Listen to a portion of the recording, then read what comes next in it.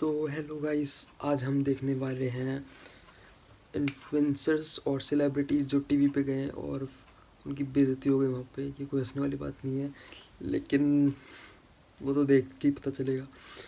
तो वीडियो होगी ट्यूबस्टैक भाई की, उनका चैनल डिस्क्रिप्शन में है, चेक कर लेना। तो चलिए वीडियो देखते हैं। तो कुछ ऐसे यूट्यूबर्स जिन्हें टीवी शोज में बुला के उनकी इमेज डाउन की गई, उन्हें एम्बेरस फील कराया गया, इन शॉर्ट उनकी इंसल्ट की गई। और इस लिस्ट में पहला नाम है एल्विश यादव का। भी आपकी मेमोरी रिफ्रेश करा देते हैं, देखो अपने आप को। तो एल्विश यादव वैसे पहले भी फेमस थे, लेकिन बिग बॉस में जाने के बाद उन्हें हद से ज्यादा फेम मिला। जाने से पहले उनके 6 मिलियन फॉलोअर्स थे, लेकिन वहां से आने के बाद उनके सीधा 16 मिलियन फॉलोअर्स थे। और वो हो इसलिए थे क्योंकि उन्होंने बिग बॉस काफी बढ़िया खेला था। लेकिन उस शो में उनसे एक ऐसी गलती हो जाती है जिसके चक्कर में उन्हें काफी ज्यादा एम्बेरस किया जाता है। तो होता क्या है, बिग बॉस में एक एंजल डेविल का टास्क होता है जिसमें 2 कंटेस्टेंट बेबिका और मनीषा रानी के बीच बड़ी फाइट हो जाती है, जिसमें धक्का मुक्की होती है और मनीषा रानी रोने लग जाती है। और दोस्त होने के नाते अभिषेक और एल्विश मनीषा रानी और फाइट दोनों को शांत कराते हैं। तो जब ये टास्क खत्म हो जाता है, उसके बाद ये तीनों एक जगह में बैठ के इसी फाइट और बेबिका के बारे में बात कर रहे होते हैं। और उसी बीच एल्विश यादव गुस्से में आकर कुछ ऐसे शब्द बोल देते हैं बेबिका के लिए जो उन्हें नहीं बोलने चाहिए थे। कुछ एब्यूसिव वर्ड का वहां पे यूज कर लेते हैं, जैसे बिग बॉस बीप कर देते हैं। कुत्ता ना पूछे, इसने बात पता है इसके पोस्ट पे कैसे कमेंट आते हैं। एक लाइक चढ़ा 36,000।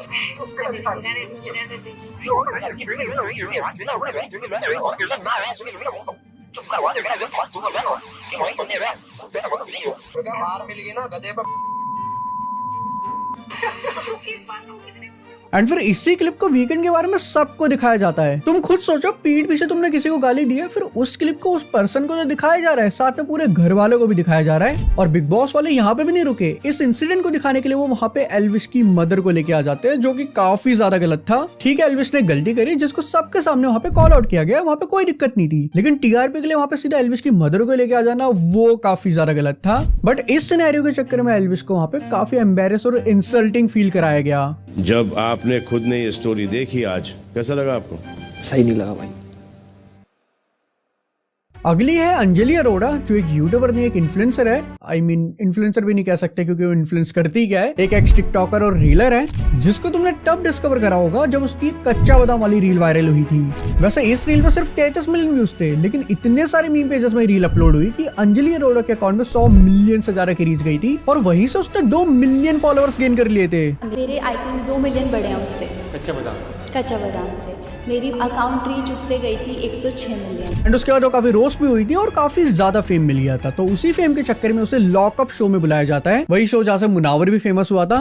उसी शो में अंजलि को बुला के कंगना रनौत ने उसकी धज्जियां उड़ा दी, या कहे तो उसे रियलिटी चेक दे दिया। उससे सिंपल सा क्वेश्चन पूछा जाता है कि तुम ऐसा करती क्या हो जिससे लोग तुम्हें फॉलो करते हैं। मुझसे ज्यादा लोग इनको फॉलो करते हैं। मैंने इतनी फिल्में की हैं, इतने अवार्ड दिए हैं, लेकिन ये समझ नहीं आ रहा है लोगों को कि आप ऐसा क्या करती हैं जो लोग आपको इतना फॉलो करते हैं और इतने ज्यादा व्यूज आते हैं आपको। हम लोग मुझे प्यार करते हैं, इसलिए वो मुझे फॉलो करते हैं और वो मुझे देखना पसंद करते हैं, और जो मैं करती हूँ चाहे वो उसी के लिए मुझे फॉलो। और ये जवाब देने के बाद वहाँ अंजलि की सीधा वीडियो ही प्ले कर देते हैं। तो हम देखेंगे कि आप करती क्या हैं। Please play the reel.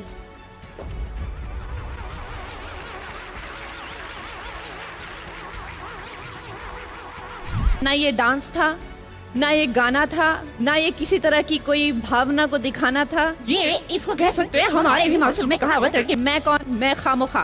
तो आप ये जो खामोखागिरी करती हैं सोशल मीडिया पे और आपके इतने ज्यादा फॉलोअर्स हैं, क्या कहना चाहेंगी? आपको लोगों का आरोप सही है या इसमें कुछ ऐसा है जो हम देख नहीं पाए या हमारी उम्र नहीं रही देखने की? क्या लगता है? अब ये चीज काफी ज्यादा इंसल्टिंग थी, क्योंकि टेक्निकली तुम्हें पता है कि इंटरनेट पे लोग तुम्हें कैसे परसीव करते हैं, लेकिन वहां से इतना फर्क नहीं पड़ता कि सिर्फ कमेंट आ गए, डीएम आ गए या किसी ने रोस्ट ही मार दिया। लेकिन यहाँ तो जो लोग अंजलि को इंटरनेट पे बोलते हैं वो सीधा लाइव मूवमेंट पे ही हो गई। तो कैसा फील हुआ होगा।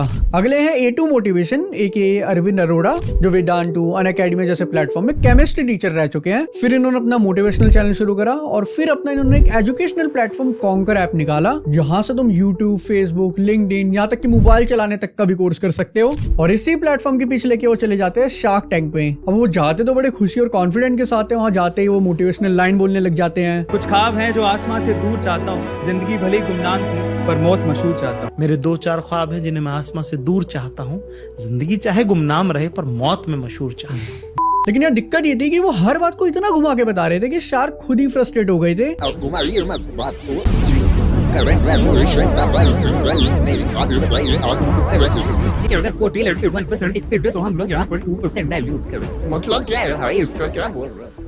वहाँ ने अपनी आस्क बतानी थी कि कितनी इक्विटी में कितना पैसा चाहिए, उसकी जगह ये वहाँ पे ये बोल रहे हैं ना, ये ठीक से अपने बिजनेस के बारे में वहाँ समझा पाए।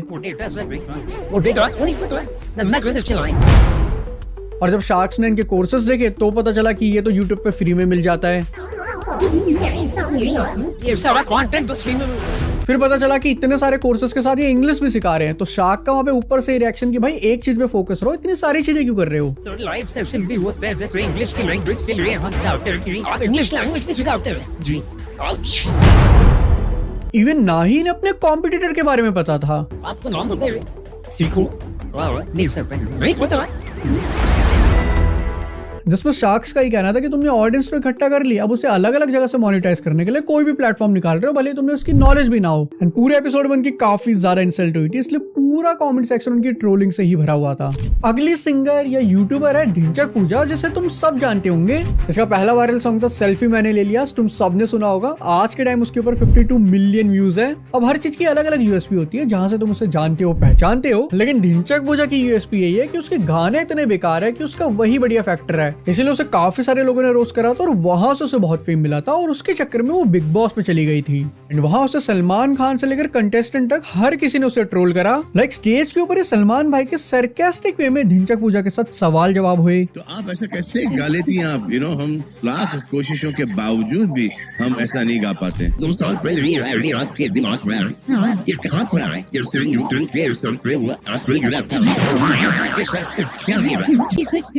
अक्षय कुमार ने गाना गवाया। अभी साइलेंस और अब चुपचाप ये संगीत को सुना जाएगा।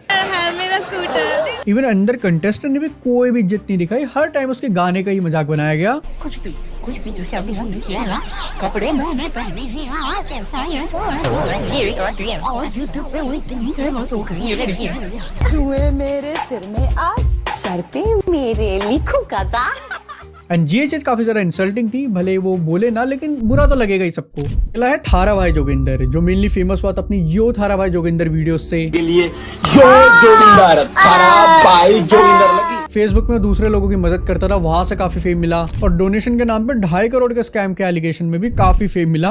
बट एक्चुअल लाइमलाइट मिली जब थारा भाई जोगिंदर ने टॉक्सिक यूट्यूबर के साथ एक स्क्रिप्टेड कंट्रोवर्सी करी। एंड उसी के बाद यूट्यूबर्स ने थारा भाई जोगिंदर को रोस्ट करना शुरू कर दिया था। तो यहाँ से जो फेम मिल गया था, उसके चक्कर में वो 2021 में रोडीज में चले जाता है। अब वहाँ सबसे पहले एक्टर सोनू सूद, जिन्होंने कोविड के टाइम काफी गरीबों की मदद करी थी। फिर उसकी PR जहाँ से लोगों ने उन्हें बहुत पसंद करना शुरू कर दिया था, तो उन्होंने जोगिंदर के आते ही जोगिंदर को प्रेस करना शुरू कर दिया कि भैया तुम बहुत अच्छा काम करते हो। मुझे ध्यान है एक वीडियो मुझे भी टैग होके आया था और हाँ जी सर, आप ही थे। हाँ जी बहुत अच्छा काम करते हो। यहाँ से जोगिंदर की तारीफ वारीफ हो जाती है। फिर जब दूसरा कंटेस्टेंट आता है, उससे बोला जाता है कि अब तुम थारा भाई जोगिंदर की नकल करके दिखाओ, और जो वो करता है उसके बाद जोगिंदर को खुद शर्म आने लग जाती है। यो जोगिंदर खेतों में इतना हक देगा, खेतों में इतना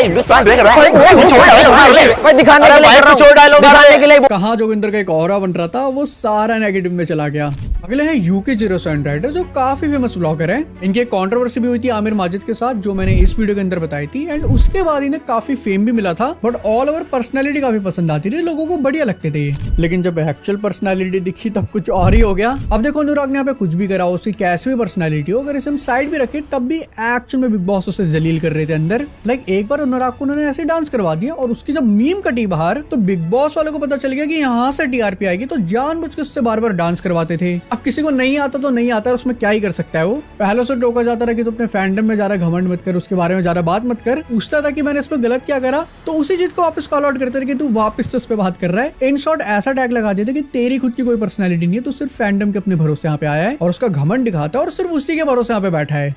मेरे पे कोई एहसान नहीं कर रहा यार, I'm a part of this show, मैं क्लियर बोलता हूँ। अपनी इज्जत फुल इज्जत। बिग बॉस वालों ने कोई मौका नहीं छोड़ा जहां पे वो अनुराग को एज अ जोकर दिखा सके, और जब पूरी तरह से बेइज्जत कर दिया, टीआरपी मिल गए, तो उसके बाद सीधा घर से ही बाहर निकाल दिया। सही मायनों में जिसकी सबसे ज्यादा इंसल्ट हुई होगी वो अनुराग ही है। मैंने कहा यार क्यों ही ये डिसीजन ले लिया बिग बॉस में आने का। सब कुछ अच्छा चल रहा था, अच्छा खासा लोग प्यार कर रहे थे, कमा रहा था। अगले हैं फ्लाइंग बीस्ट, जो अपने प्रोटीन ब्रांड 20 लाइव के पिच के लिए शार्क टैंक में जाते हैं, और यहाँ पे हर शार्क इनके खिलाफ ही बात कर रहा था।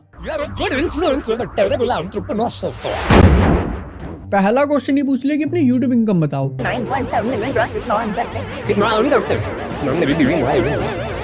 वो जो फ्लाइंग बीस्ट ने मना कर दिया तो पूछने लगे जो तुम्हारा घी वाला बिजनेस है वहां से कितना कमा रहे हो। फ्लाइंग बीस्ट ने हाँ इसका भी बहाना दे दिया कि हमने एक एनडीए साइन किया हुआ है तो मैं इसे डिस्क्लोज नहीं कर सकता, मैं अपना ये बिजनेस लेके आया हूँ, तुम इसी के बारे में पूछो। तो उसमें कोई और है और उसमें क्या इक्विटी स्प्लिट है, मेरा एनडीए है फाउंडर के साथ में बाकी उसको भी अलग लगता है। आप 20 लड़के नहीं जा रहे, जिसमें अनुपम ने तो कह दिया था कि अगर तुम ऐसे अपनी इनकम डिस्क्लोज नहीं करोगे तो मैं यहाँ पे इन्वेस्ट नहीं कर सकता। अगर आप पूरी तरह डिस्क्लोज नहीं कर पाओगे तो then you don't know what you're investing. फिर पता चला जो इनके पार्टनर थे राज, इनके पास सिर्फ 11% इक्विटी है और 40% इक्विटी फ्लाइंग बीस्ट के पास है। इससे कोई खुश नहीं था क्योंकि जो मेन बिजनेस एक्चुअल में चला रहा है उसके पास 11% इक्विटी है, और फ्लाइंग बीस्ट जो अपने सोशल मीडिया के through as a marketing purpose के लिए काम आ रहे हैं उनके पास सीधा 40% की इक्विटी है। सारे शार्क का ये मेन कंसर्न था कि भैया जिसके पास सबसे ज्यादा इक्विटी है वो किसी चीज में फोकस्ड ही नहीं है, मल्टीपल चैनल्स चला रहा है, बिजनेसेस चला रहा है, तो इससे कैसे वो और ग्रो कर पाएगा। कल को ये बिजनेस नहीं चलेगा तो ये तो छोड़ के कहीं और चले जाएंगे और पैसा तो हमारा डूब जाएगा। 3-4 और बिजनेस खोल दिए जी, तो 4 दिन 7 दिन का 4 का 3 अब यहाँ कुछ ऐसा इंसल्ट वाला रोल नहीं होता क्योंकि फ्लाइंग बीस्ट ने काफी अच्छे जवाब भी दिए थे, थोड़ी डिबेट टाइप से हो गई थी और ऐसा दिख रहा था कि ये इन्फ्लुएंसर को बिजनेसमैन नहीं देखना चाहते। मेन पॉइंट यही उठा रहे थे कि भैया तुम्हारे पास तो ऑडियंस ही, वहां से लोग आ गए इसलिए तुम्हारी सेल हो गई, लेकिन अब आगे और कैसे एक्सपेंड करोगे। इस एपिसोड में शार्क्स कोई ऐसा मौका नहीं छोड़ रहे थे जहाँ पे फ्लाइंग बीस्ट को ऐसा महसूस न कराए कि वो एक बेकार बिजनेसमैन है। जब लोग कूद पड़े ऐसे इंडस्ट्री और ये होगा उस टाइम आप क्या करोगे? आप तो दूध के बीच में और इसके बीच में अपने इन्फ्लुएंसर के बीच में घिस जाओगे। अगर यही थे कुछ यूट्यूबर्स जिन्हें टीवी शोज के ऊपर उनकी इंसल्ट या उन्हें एम्बेरस फील कराया हो। अब इन यूट्यूबर्स में तुम्हारा क्या कहना है, या कोई और भी यूट्यूबर्स था जो छूट गया है वो तुम मुझे कमेंट में जरूर बताना, और यार चैनल सब्सक्राइब जरूर कर देना क्योंकि हमें 50 के हिट करने हैं। यस गाइस, ये थी ट्यूब्स टेक बाइक की वीडियो, उनका चैनल डिस्क्रिप्शन में चेक कर लेना। तो मिलते हैं कल।